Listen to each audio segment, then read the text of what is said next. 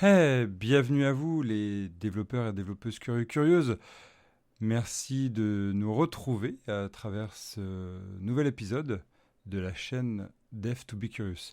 On va parler aujourd'hui RxJS et on va parler un peu des opérateurs, des observables.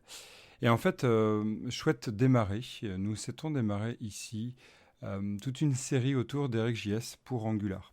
Parce qu'en fait, j'ai remarqué à travers les formations que j'ai pu donner que c'est l'un des points les moins maîtrisés d'Angular et peut-être les moins connus. Souvent, on va l'utiliser de base et puis c'est tout. En gros, à faire un subscribe, mais on ne sait pas toute la suite. Et j'ai envie vraiment de parler de tout ça à travers différents articles et du coup différents euh, épisodes de la chaîne podcast et peut-être même de vidéos pour les démonstrations de code. Et donc, on va commencer une série à travers, pour l'instant, 6 premiers articles, 6 premiers épisodes, 6 premières vidéos. Et vous pourrez bien sûr m'écouter à travers la chaîne podcast, mais bon, c'est sûr que par moment, je vous inviterai quand même à aller regarder le code, si vous souhaitez le voir, sur YouTube. Donc, qu'est-ce qu'on va parler? On va parler d'abord des observables. Qu'est-ce que c'est vraiment? Comment on l'utilise vraiment? Comment on doit penser vraiment les observables? Ça va être le premier épisode.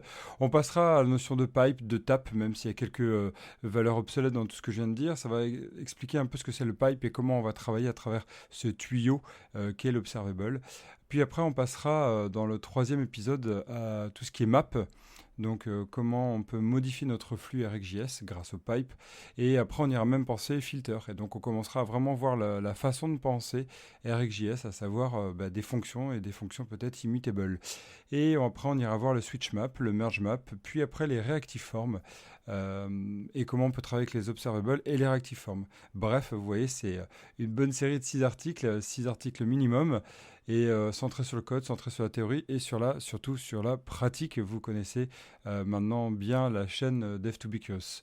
Je vous dis à très vite pour démarrer ça. J'espère vraiment réussir à vous transmettre ce virus des observables et déjà les comparer peut-être aux Promise aussi. Et à la fin, c'est quand même un but sans doute avoué, vous donner les clés pour enfin bien utiliser les observables de RxJS et passer en mode réactif.